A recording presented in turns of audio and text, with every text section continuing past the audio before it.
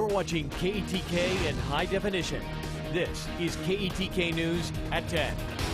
Good evening, and thanks for joining us for KETK News at 10. I'm Valerie Kilgore. Representative David Simpson says House Bill 2165 will increase individual liberties and decrease government control. Governor Abbott says the legalization of marijuana is highly unlikely this legislative session, but as far as open carry laws, that's a different story.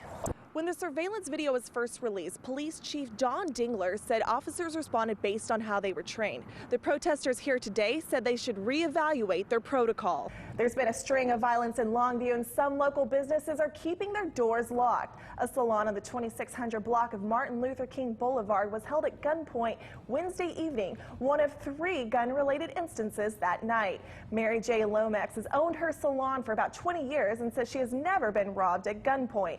A man came into the salon to buy a soda, left a few minutes later, and another man came in with a gun demanding money. Right now, police are still investigating this case, along with several other robberies in the Longview area. It was a great game tonight at Pirates Stadium between the Dragons and the Mavericks. Unfortunately for the Dragons, they couldn't turn this one out. It was a good run, though. Let's have a look at some highlights from earlier. The Rusk County Sheriff's Department says they have seen ATM burglaries in the past, but for the store owner of the Clayton Shell Station, this is uncharted territory.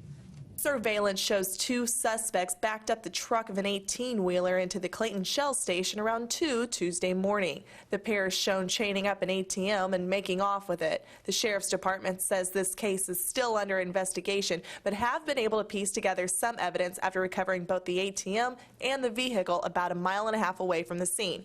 Investigators say they believe this burglary was planned out and the truck was stolen out of Harrison County. Jeff Price has been sheriff of Rusk County for 2 years and says even though this is an unusual case, he has seen ATM robberies before. However, for store owner Jackie Clayton, this is a first. The 18-wheeler damaged the granite island in the center of the entrance and broke the water line, ultimately flooding the store. Clayton says everything should be repaired within a few days, and now it is business as usual. Almost. It's been fun. People have come in and they all feel sorry for us, and wish it hadn't happened, but life goes on. We'll do the best we can, and we opened at 5:30, and we were sweeping water for over 3 hours to dry the place out. At this time, investigators are unsure how much money was in the cash machine. Brittany, more than 50 people have shown up here today to protest last month's shooting of 17-year-old Christiana Koignard. Many are questioning actions police took moments before those fatal shots were fired. Many say there had to be another way without using lethal force. When the surveillance video was first released, Police Chief Don Dingler said officers responded based on how they were trained. The protesters here today said they should reevaluate their protocol. There's got to be some type of training for mental illness, depression, bipolar. I mean, if you saw the surveillance tape, it's pretty clear that they had multiple opportunities to restrain her. The video shows a physical struggle that lasts several minutes when police say it became apparent the teen had a knife. Protesters say the officer should have handcuffed Koignard then. Arrest, don't shoot! Arrest, don't shoot! They slammed her to the ground and they let her have like too many chances, and then they shot her. And they could have just handcuffed her while she was on the ground. A press release was sent out Friday saying Koignard's family has hired attorney Tim Maloney to evaluate available legal options.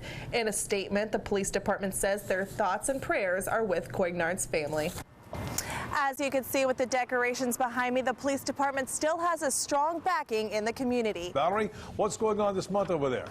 That's right, Neil. For the first time, the public library has a display commemorating the contributions and achievements of members of the LGBTQ community. Additionally, the mayor has signed an LGBT Pride proclamation to acknowledge the upcoming Pride Festival. The proclamation sits in the display that will be up through the entire month. The display was organized by the P-Flag Group and the Lavender Effect, both organizations dedicated to forwarding the heritage and history of the community. The display contains novels, articles, and memorabilia related to the equality movement, including a copy of East Texas's first LGBTQ magazine. A little bit about this display is it really is a span of more than 100 years of history, of accomplishments, of perseverance, of creative expression by LGBTQ people locally, nationally, and globally.